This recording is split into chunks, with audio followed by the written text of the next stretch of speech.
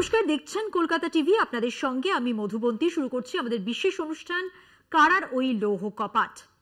একটা হিসেবের খাতার কয়েকটা পাতা দেখিয়ে আমাদের চ্যানেল সম্পাদককে জেলে পুরে রাখা হয়েছে।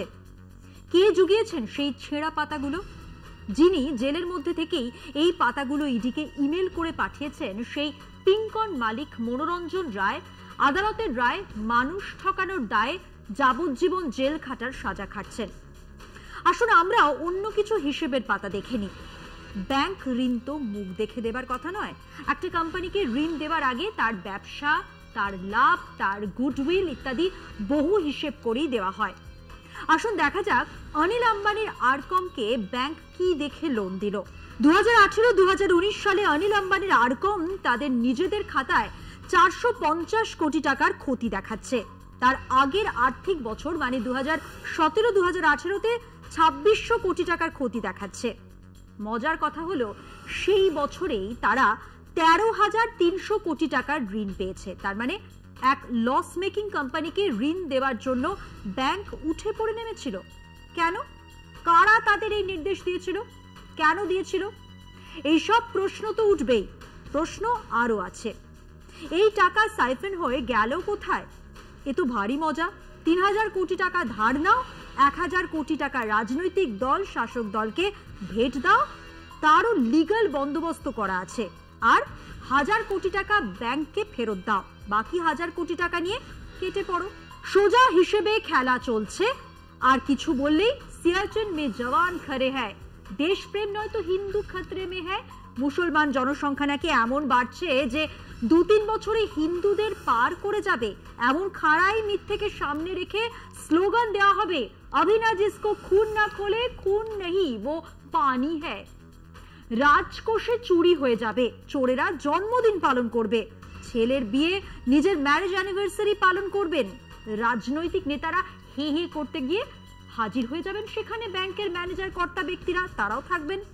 তারা দেখবেন পরিষ্কার কাকে ঋণ দেওয়া উচিত, কাকে নয়। অনিল আম্বানির আরকম কোম্পানির বোর্ড অফ ডাইরেক্টরসে স্টেট ব্যাংক অফ ইন্ডিয়ার প্রাক্তন চেয়ারম্যান, হ্যাঁ নকরা ছকরা ম্যানেজার ইত্যাদি নন, ব্যাংকের প্রাক্তন চেয়ারম্যান AK পূর্বা ছিলেন। এক ব্যাংকের অবসরপ্রাপ্ত চেয়ারম্যান নিজে এই জালিয়াতির সঙ্গে যুক্ত। কে কাকে ধরবে, কে কাকে আটকাবে? একটা ফরেন্সিক অডিট হয়েছিল 2018-19-এ এই আরকম কোম্পানিতে। ফরেন্সিক অডিটে কোম্পানির ক্ষতি কেন হলো, কিভাবে হলো, কারা দায়ী, এই সবকিছুই খুঁজে বার করা হয়। তাতে পরিষ্কার দেখা যাচ্ছে 550 কোটি টাকা বিভিন্নভাবে ঘোরানো হয়েছে এবং শেষ পর্যন্ত কোম্পানি থেকে সাইফন হয়ে গেছে। হ্যাঁ, এই রিপোর্ট 2018-2019-এর। তাহলে সেই রিপোর্ট আজ এই 2024-এও বাইরে এলো না কেন? কে কোন ঠান্ডা বস্তায় ফেলে কোনখানে রেখে দিয়েছে? সেই রিপোর্টের ভিত্তিতে অনিল আম্বানিকে লক আপে পোড়া হলো না কেন? তার দাদা মুকেশ আম্বানি তাকে ডেকে জিজ্ঞেস করা হলো না কেন যে এসবের হদিস তিনি রাখতেন কিনা? দেশের চৌকিদার থেকে এই 420 মানুষজন জেলের বাইরে, আর প্রতিবাদ করলেই জেলে।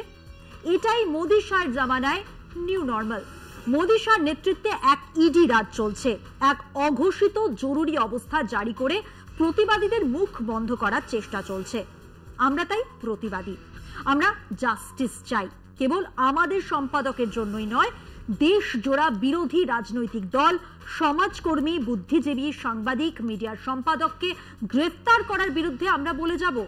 লালু যাদব বা তামিলনাড়ু স্টালিন বা কেরালার পিনারাই বিজয়ন বা অরবিন্দ কেজরিওয়াল, হেমন্ত সোরেন সহ দেশের প্রতিবাদী মানুষজন যে এক ভয়ঙ্কর চক্রান্তের মুখোমুখি, সে কথা আমরা বারবার বলবো।